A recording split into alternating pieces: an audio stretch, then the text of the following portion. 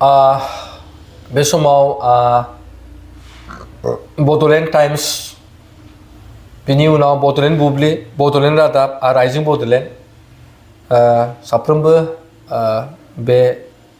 बर' news reporter नोंथांमोनखौ आङो गाहाम हामलायथिखौ जासिग्रोबाय आरो बेजों लोगोसे दिनै नोंथांमोनखौ बे फंनैसो जोङो मिथिहोनो थाखाय मोनसे जोङो नोंथांमोनखौ हांख्रायनाय जादों दा ओंखायनो आङो गिबियावनो मिरु लाइमोन गांखं UPPLनि हानजानि जानानै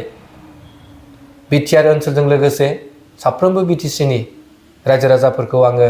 गाहाम हामलायथिखौ जासिहरबाय आरो जोङो सेथि मिथिहोनाय खारनानो जाहैबाय जोङो गिबियावनो जायफ्रा दाख्लै थांनाय साननैसोनि सिगां जिहेतु आसामनि सबसे गिदिर जि एग्जाम APSc एग्जाम होननानै बुङो बे एग्जामाव गोबां केन्डिडेटफ्रा पास जाबाय जों बिथांमोनखौ जोङो मिरु UPPL लाइमोन गांखंनि जानानै बिथांमोनखौ जोङो साबायखर जासिबाय कंग्रेचुलेसन जासिबाय आरो बेजों लोगोसे जोंहा मोनसे गोग्गाथाव बाथ्राया नैबेसो जे थांनाय प्रमद बर' सारनि नेतृत्वआव जों जि बड'फा सुपार 50 मिशन जि जोङो थांखिखौ लानानै खामानि मावबाय थादोंमोन आरो बे बड'फा सुपार 50 मिशननिफ्राय जोङो गासै 6 जन केन्डिडेटखौ जोङो बे एग्जामाव जोङो पास जानायखौ जों नुनो मोनदों दा बेहाय जोबोद माने बिथांमोनखौ जोङो दोलोनि जानानै मिरु लाइमोन गांखंनि जानानै जों बिथांमोनखौ स्पेसियेलि जोङो कंग्रेचुलेसन जासियो जों साबायखर जासियो आरो बिथांमोननि पेरेन्ट्स बिथांमोननि न'खर फेमिलि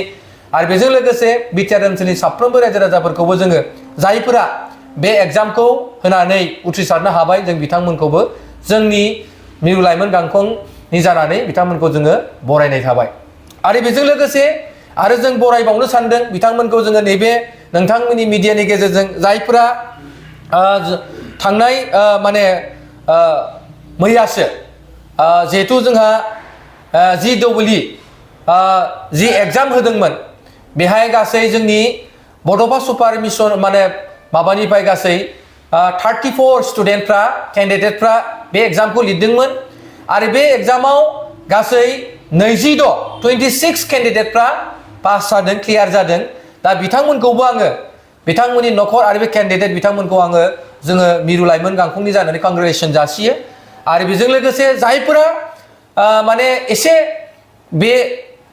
माबायाव थाबथादों बिथांमोनाबो जों खोनानो मोनदों जे बिथांमोनाबो नैबे मास मोननै मोनथामनि गेजेराव एग्जाम जाबावगोन एग्जामखौ होफिननो मोनगोन होननानै जों खोनानो मोनदों जे बिथांमोन जायफ्रा आद्रा थाबोबाय बिथांमोनखौबो जोङो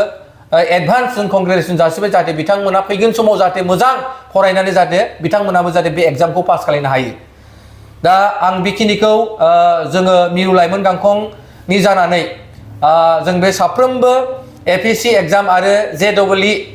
केन्डिडेटफ्रा जायफ्रा उथ्रिसार जानो हाबाय जों बिथांमोनखौ साफ्रोमखौबो जोंनि UPPL हानजानि जानानै बिथांमोनखौ जों बरायबाय।